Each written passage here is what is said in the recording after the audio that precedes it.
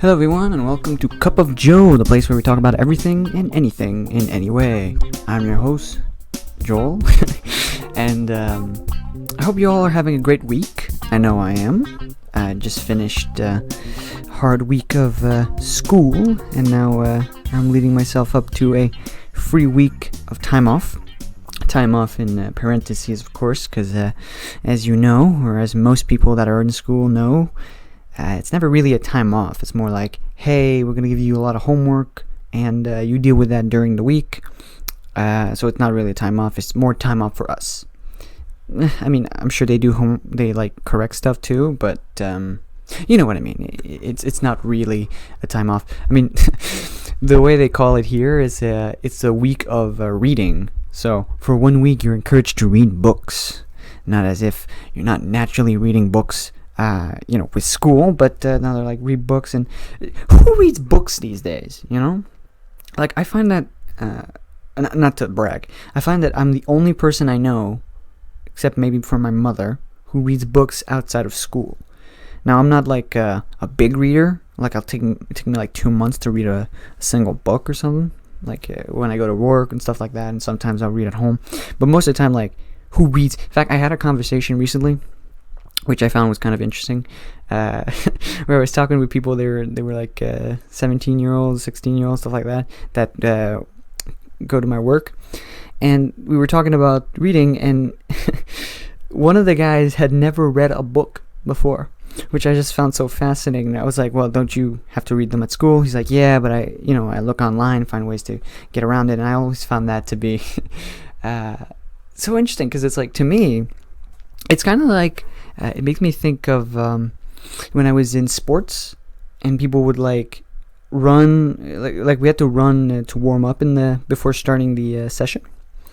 And the thing is, when the teacher wasn't looking, or the coach wasn't looking, there would always be some people starting walking during the warm up. And I always found that to be counterintuitive, because the warm up is not for the teacher. In fact, it's not even like he doesn't care really. Like, he wants you to warm up, but it's for you. Right? It's for you to not get hurt later on. It's for you to get better in shape. So it's kind of ironic that, in a sense, people do it for the teacher. So, like, they start walking when a teacher looks around. I always found myself to be doing the opposite. So, like, I would run more. Again, this is not to brag, just as, like, fact. I would always, like try to speed up, try to beat my records and stuff like that. Or I would go to libraries on break times to read. Because, again, I had problems with words, so reading helped me, develop, grammar and all that, and skill at writing, I find. Now, I'm not a fucking, I'm no Shakespeare, that's for sure. But, it still helps. So I always found that, I was doing those things for me, and that's when it was interesting. In fact, I found that most of the time, when you do something for someone else, unless you care about that someone else, it's almost never productive. Which is like a no-brainer, but it's sort of like we don't seem to intuitively understand that concept. When I think about like work I do, like I always start off doing something for fun, right? So maybe I don't know, you join a theater group for fun, maybe you write for fun, maybe you draw for fun, whatever, and then you start getting good at it because with time it kind of happens. And then what's interesting is that then someone comes along, looks at your stuff, says, hey, that's really interesting, you should make a career out of it. And you go, okay. So then you go to school, right? And then they give you homework, and then you're not doing it for yourself anymore, you're doing them for them, and it becomes boring. Like, it literally, like, all the craft is still interesting, but all the motivation that you had to do it, it all goes away, right? Which I find so fascinating, because it's like, what's the why do we change in that sense, right? Because we did this for us. Well, okay, let's actually ground this. No, when I think about it, we don't actually do it for us, because we started off doing it for us, but we weren't getting paid to do it. We weren't having any prospect to get paid for it. We do it because it's enjoyable, because it gives us something. But the thing is, when we think about making money and like contributing to society, in quotes, true, there's a certain motivation, but there's also a certain conformity which kind of defeats the purpose of why you did it. Let's say, for example, you're drawing to self-express or to relax.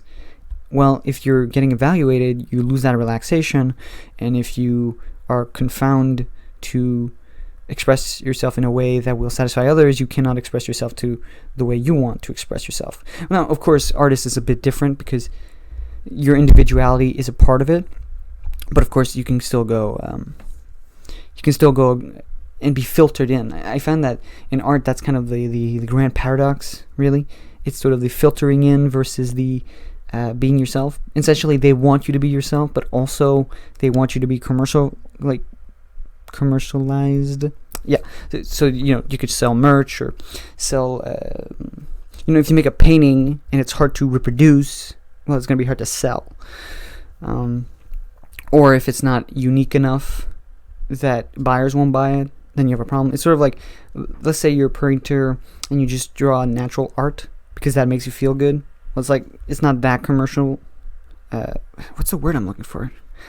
It's not high buy because everyone can do that in a sense, right? There needs to be something unique about you to make it. No, technically there are, but it's like it has to be unique in a way where people go, oh, I want to buy it because of this unique feature. I always found that interesting. It's sort of like the grand paradox is sort of like in art. You need to be unique, but to be good, but on the same time they also choke you out, right? They sort of force that uniqueness. Like if you look at some artists, they tend to have the same theme, right? If you look at, I think Disney is the best example of this. If you look at the stuff they take, so I'm not trying to bash Disney for se, but if you look at let's look at Pixar. So Pixar, produces some art. Now, granted, their movies have a certain appeal, but I mean, there's an artistic piece to it. And or Marvel, you can also look at Marvel. They had their style, and yeah, it's not perfect. But when Disney comes in, they kind of filter out stuff. Star Wars too. They kind of filter out some of the gritty aspects, right? That make them unique. That were sort of like it was the part of the story that was not sellable, if you will. Right. So it's sort of like Disney looks at the other three companies. They say, all right, what makes money, and then they double down. That Star Wars is like the best example. If you look at the characters, like the movie, the stuff is fine. I was never really a big Star Wars fan, but looking from afar, it's really clear that they cut down on what makes it interesting. Let's look at one more example that pops in my head. If you look at old Disney, right? So you have like Cinderella. So her with the shoe, whatever. God, my words today. Anyway, but what was interesting with her is that the original story, if you don't know, is pretty brutal at the end. Like, it's not a happy ever after. No. I mean, maybe for the main character, but I mean, the sisters, bro. Some endings, like the sisters cut their foot in a certain way to be able to fit the slipper or the heel. Anyway, try to fit the heel. And in others, they they fight each other or stuff like that. It's very bloody and brutal. And essentially, you don't want that as a Disney movie, right? So they cut that out. But in a sense, that part is a part that makes it unique. But it's not. You can't sell that, right? You can't sell that to kids. You can't sell it to parents. In a horror movie, it's actually the opposite. Is that it has to be gritty, right? It has to have some emotion, of course. That's what you're trying to get. And if it's not brutally badass enough, it's not sellable. Like, for example, in the trailers, it has to have that sort of there's a specific appeal I find in horror movies. It's a specific emotion that they're trying to have, especially in the trailers. You can kind of see it. It's sort of like this unknown hit. It's a certain level of an unknown where there's stability in a few parts, but you can kind of feel like it's not too chaotic in a sense where it's too chaotic and it's almost ridiculous.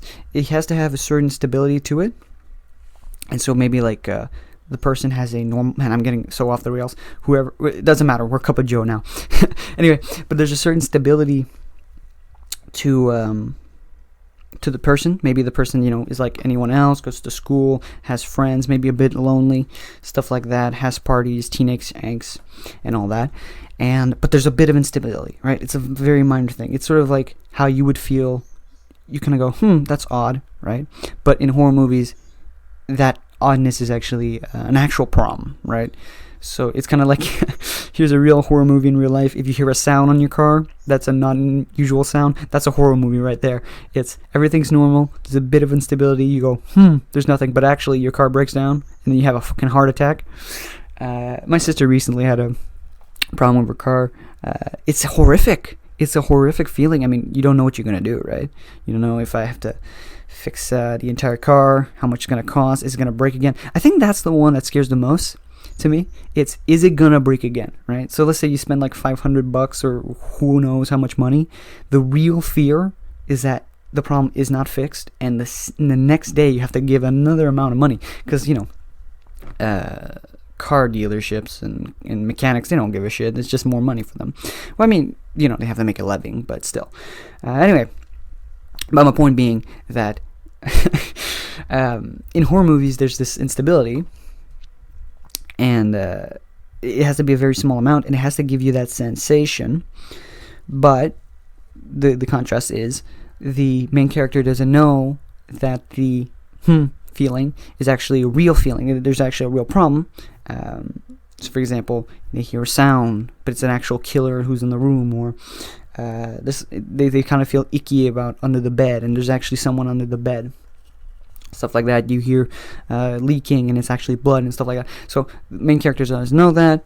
We do. So there's this chaos in the sense of, do they know?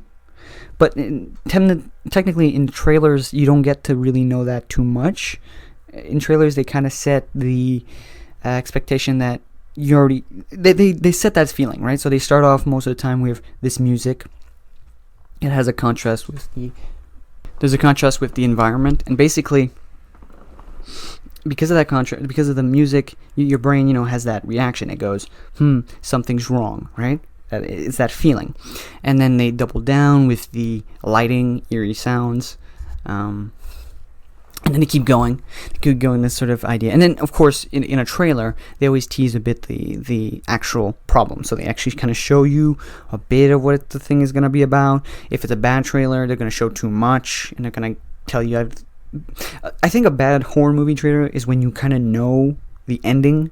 I think in most movies that's the problem, but I think in really horror movies it really breaks that point, because it's the mystery, the chaos that gets the sell, if you will.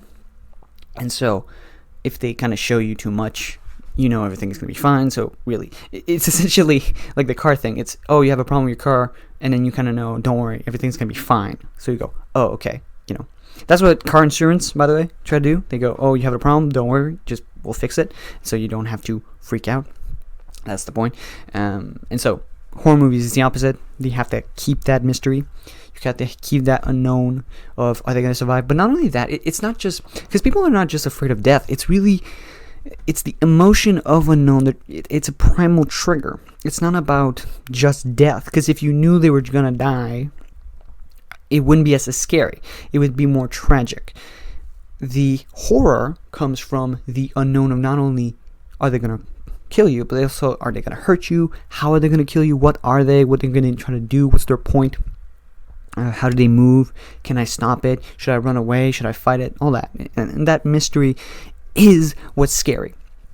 Now, going back, because I never forget the main point. That's a lie, but still. Okay, so if you go back now, so the point of horror movies is that you have to have that feeling, right? So you have to have that unknown. So there's really, the exploration is less done. Granted, though, if you look at some artistic pieces of horror movies, there are such a thing as, going the boundaries, but you can do that with anything. I mean, the latest Joker was a good example of that, where it's like a box office movie in a way, but at the same time, very artistically driven, very popular. People like this. It's not like we love the commercialization of movies. I don't think most people do. I don't think anyone really loves the fact that you commercialize art. But I think it's sort of like there's that contrast that's really problematic, where you want to make money, and you want to make the most money, right?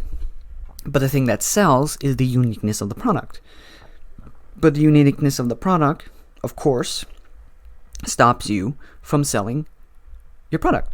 Because let's put it this way, if I make a statue and the statue is provocative for 99% of the people, well, guess what? 99% of people are not going to buy it. If I'm a little more general, then maybe 50% of people buy it. But of course, as a businessman, I want the most people to buy it. And so the more general, it's sort of like a math equation, if you will. The more general I can get while still having a unique feel in the sense that you'll find it entertaining, the better. So a Marvel movie is a great example of this, where Marvel and Star Wars, where they're playing that game, right?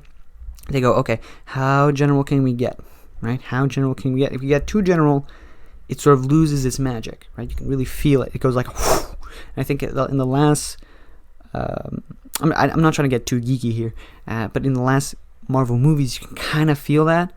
The new series seem to be okay, but the last Marvel movies where like, it's overgeneralized. You can feel the commercial in it. You can feel the sort of, we're going to sell you toys about it. The last Star Wars, I feel like people can feel that.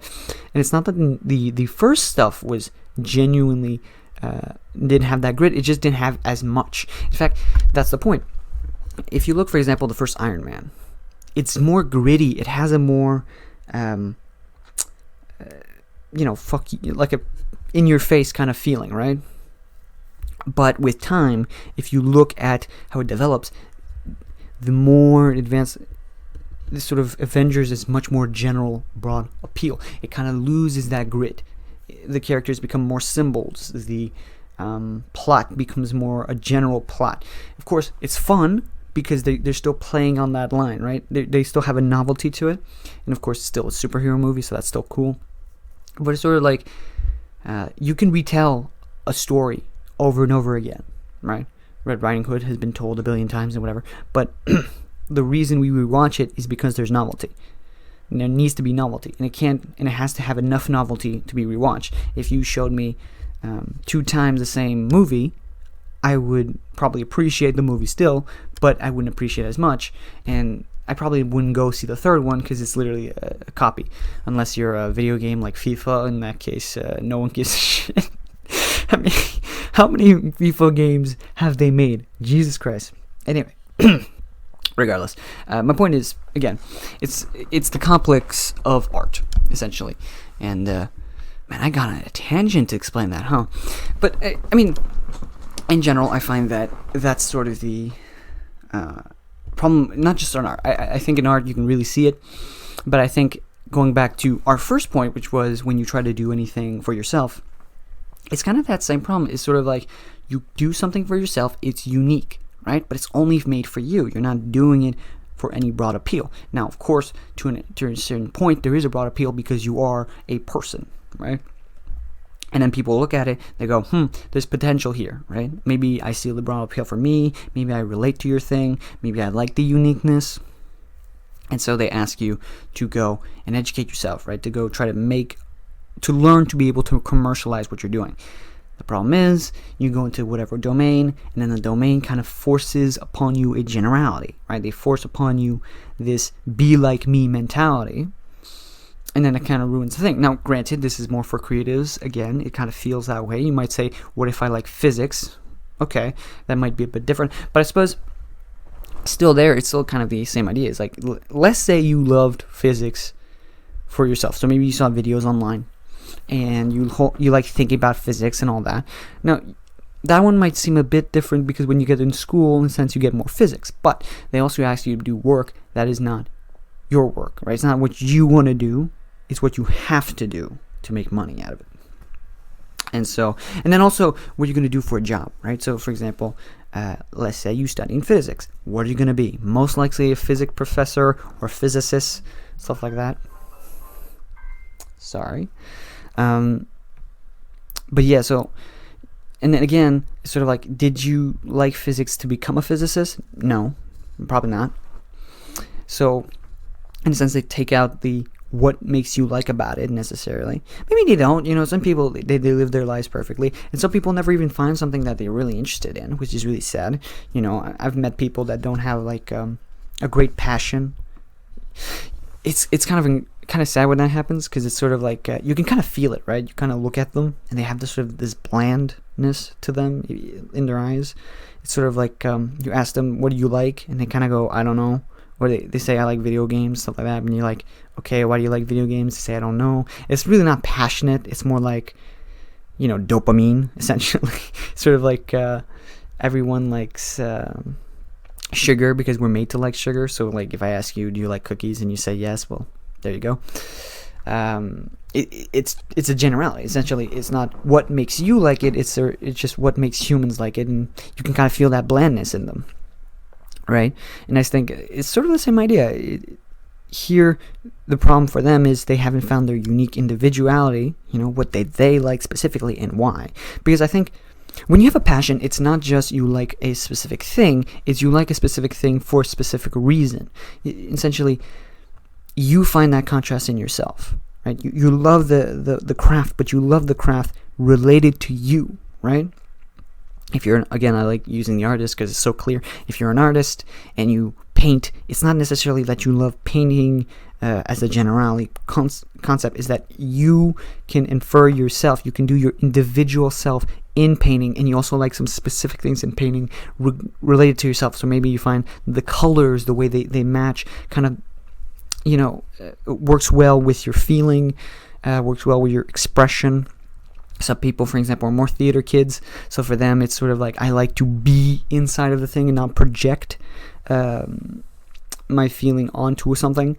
And then if you're a movie guy, maybe you like the sort of story narrative. You like to be a little more concrete in the literary storytelling. And then if you're in other domains, of course, different. And then now you go back to physics and go, well, how does physics go into this? It's maybe not about self-expression in that case, but it's more like I like the idea of learning this for me, for this specific reason. I like the sort of exploration of this. I find it fascinating, whatnot. And so to me, all that is quite interesting, because essentially I feel like that's the big problem for young people. Saying that as if I'm not young or a person. But for me, I always found that was my problem, is that I had a lot of things that I like related to me. I find myself to be quite an individual person, in the sense that I like things that make me feel like I'm actually expressing who I am and not in others. And I always found that when I got to school, or when I got to try to make this production, I always sort of lost that individuality. Right now I'm trying to do the complete opposite. So what I'm trying to do is today is kind of good in modern times, because you kind of have that aspect of individuality much more, with YouTube and podcasting and all that, where essentially you can be you in the most gritty sense, but in a sense people try to make it appealing as well. In a general state, you can kind of see that in some of the YouTubers. I feel like if you look at YouTubers get more and more popular, some of them can stick to their individuality, but most of them get general.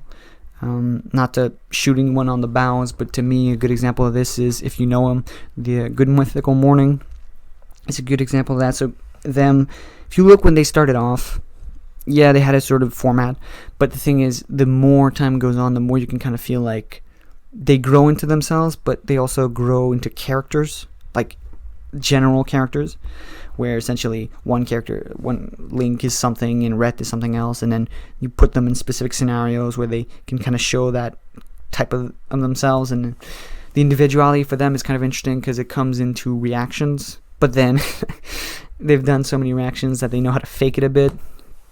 And so, there's that. Again, I'm not trying to call them out. But yeah, so I think internet's kind of good for that. But of course, not everyone can go on the internet. I always found myself to be saddened, because it's sort of like, it's not our fault in a sense. It's not humankind's fault.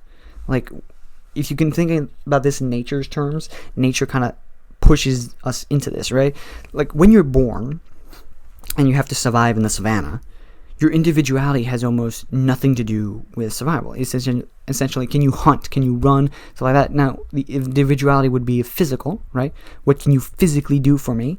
But it has nothing, like, no one cares about if you're moody when you look at the sun, unless it goes into the part of survival, right?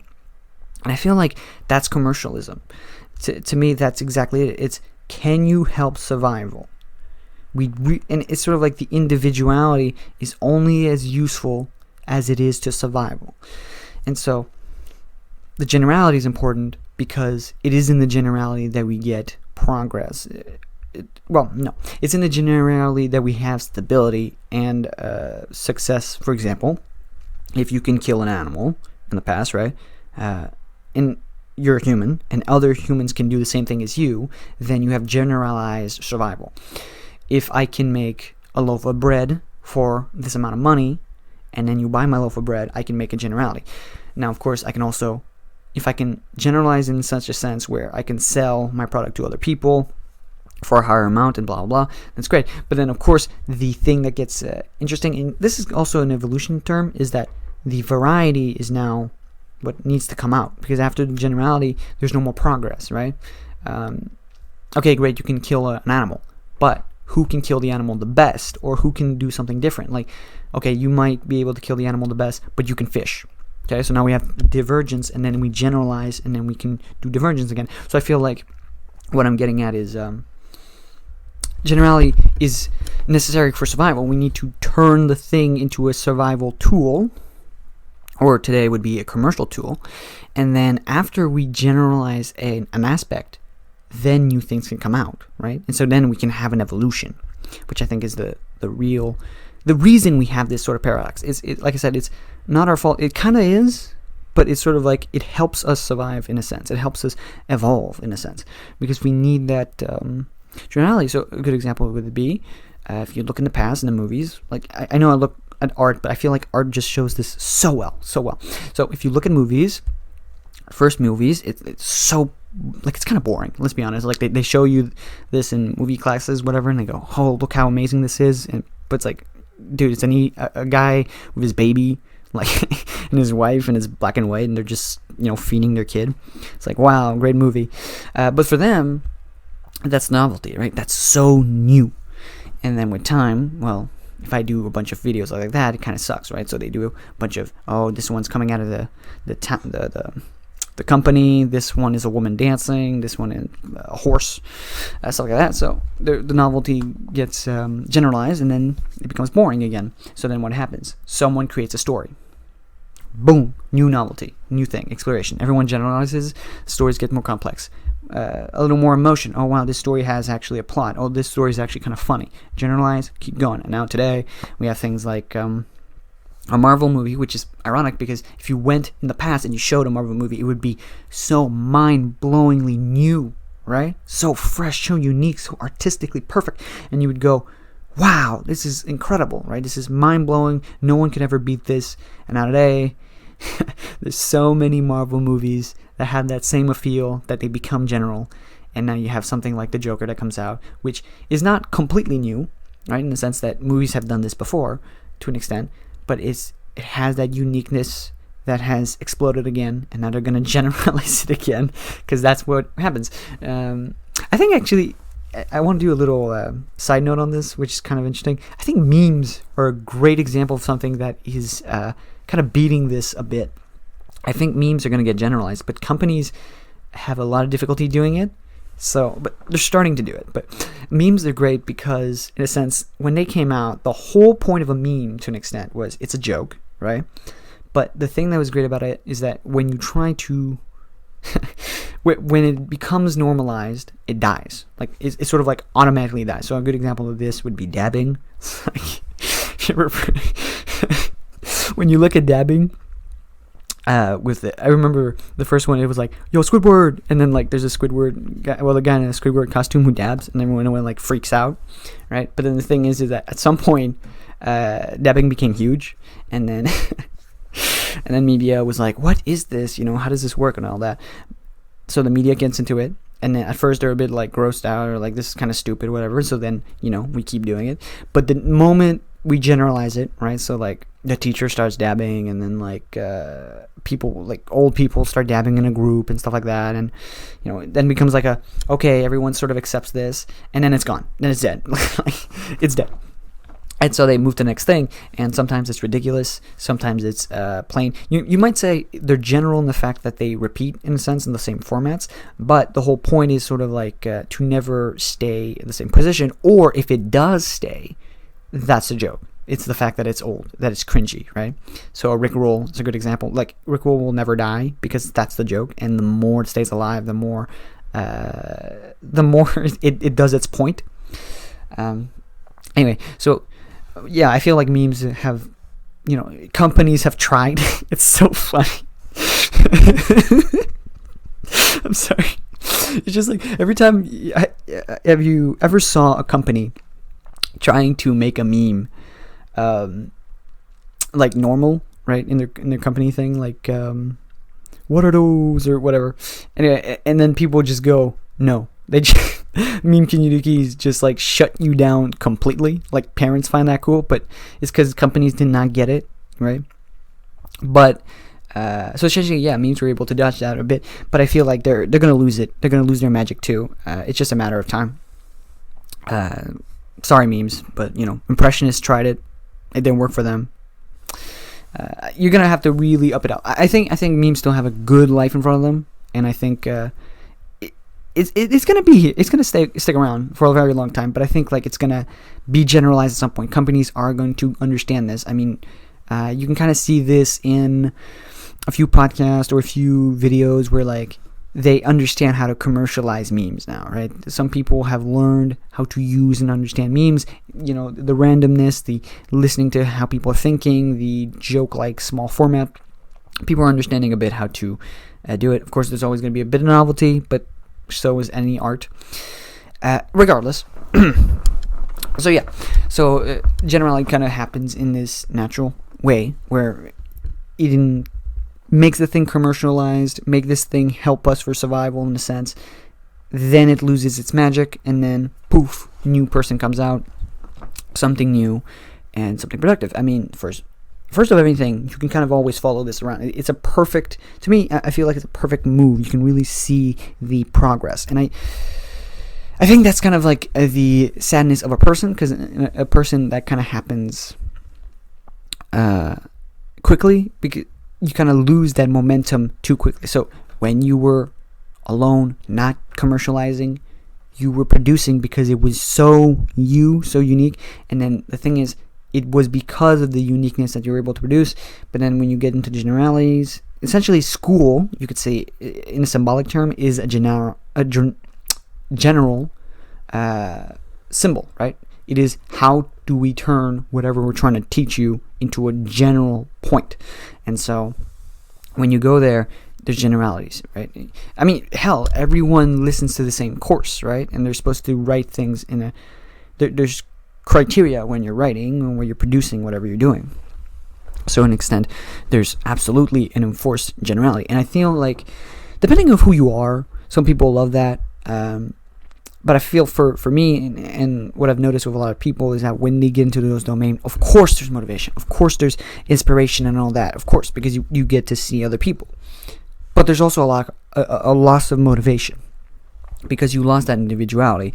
And in a sense, I find like the next process of that moment is sort of like you have that inspiration, that uniqueness. You go there, you lose that uniqueness and that generality and that for generality, and then you lose that motivation. And then the third part is to refine a uniqueness now being generalized. So like the process of evolution we talked about before, but for you, right? It's because that's the thing. If you go, what? This is correlated? Of course it's correlated.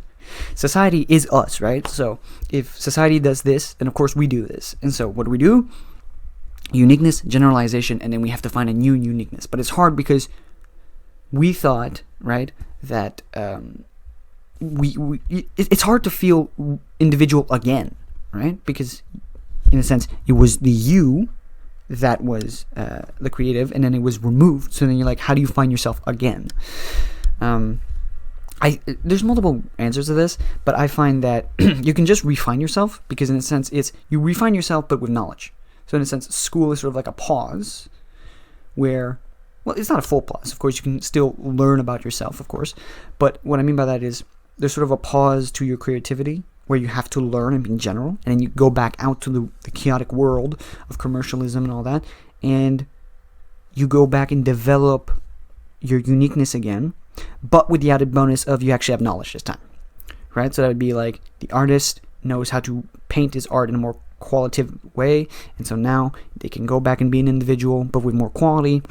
The physicist can now re-explore what he loved since when he started, but with the added bonus that he is now more knowledgeable in all this, and of course all other domains. Man, physicists and artists today, huh? Real interest for me right now. Anyway, but yeah, so that whole process, and that's good to hear. I like to rant, and I kind of learn things by my own ranting, and it's kind of satisfying to know that in a sense you're not losing that uniqueness necessarily. You can, though. That is always a risk. The risk is sort of like, you can kind of see that with people that are trying to be creative or people that are trying to be teachers or whatever. They kind of have that, I want to be marketable, so I will have to bow down. And in a sense, it does work. But, there's always that thing of don't sell your soul, right?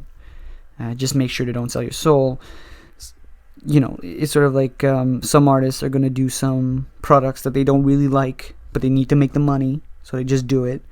And then when they make the money, then they can get their sort of uniqueness back. Because again, the whole point is first you need to survive, right? So it's a sad reality, right? And everyone kind of wishes we could be ourselves in the most unique fashion, but it's also a necessity. You don't have a choice. And so, I feel like it is what it is in a sense.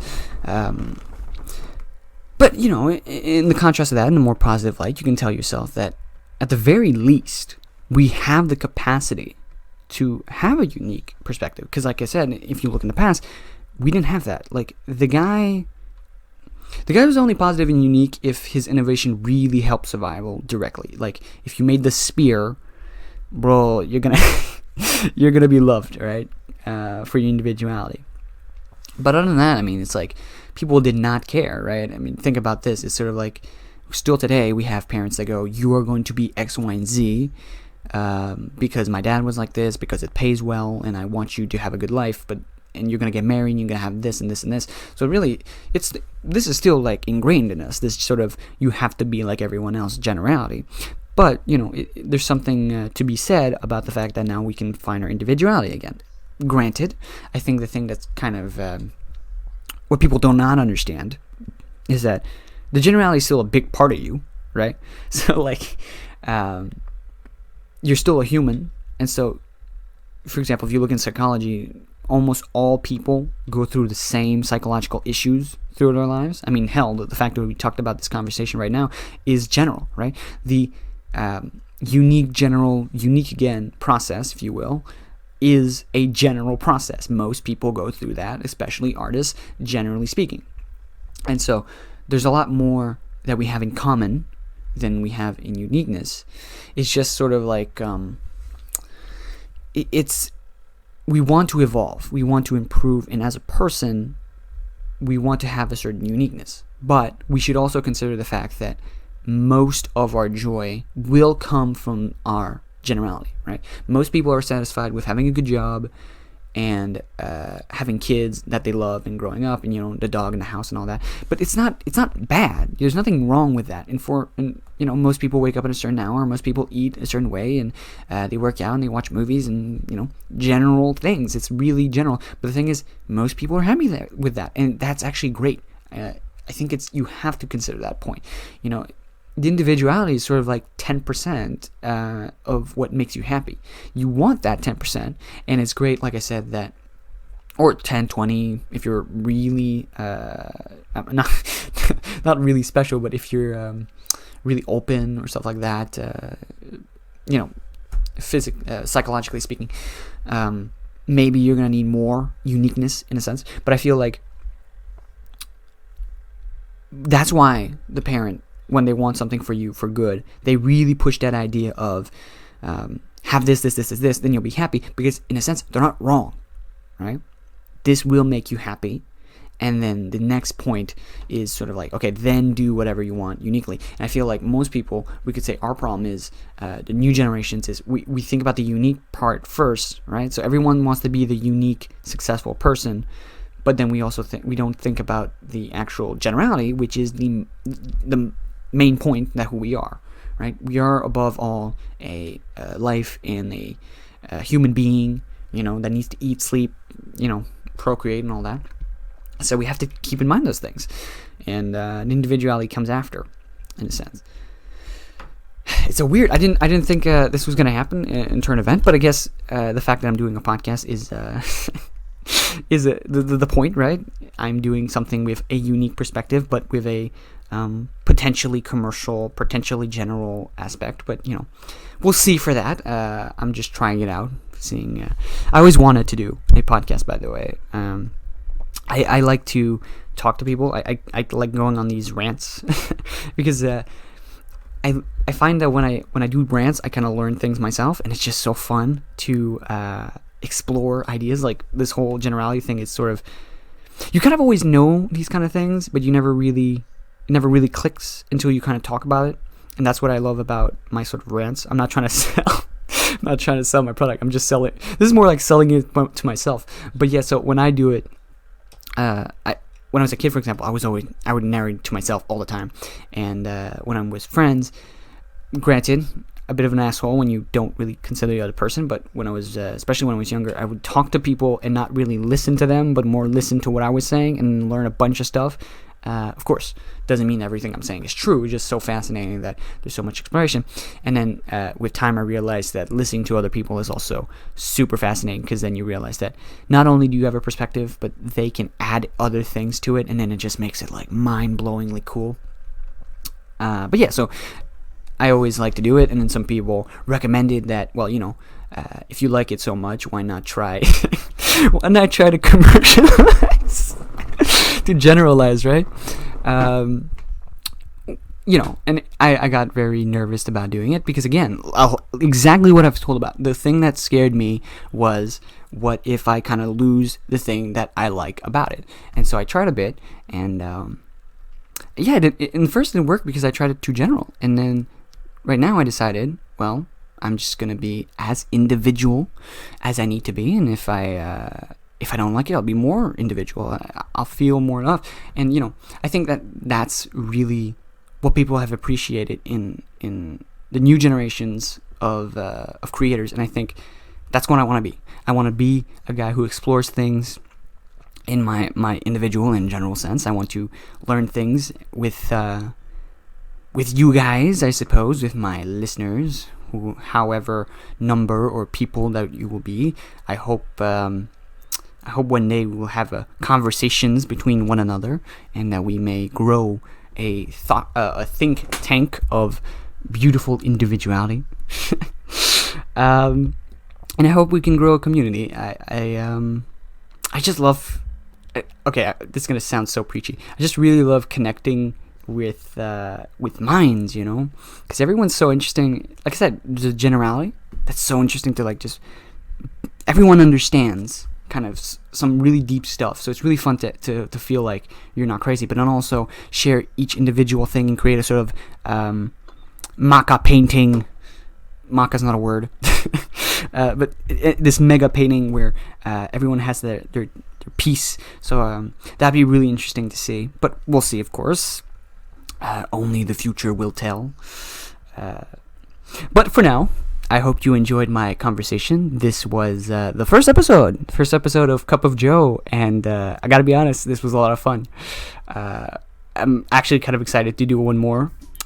We'll see how people react to it. I hope you enjoyed, and I should probably invent a signing off phrase, but I guess for now, I'm just gonna be like, all right, signing off, goodbye. Thank you.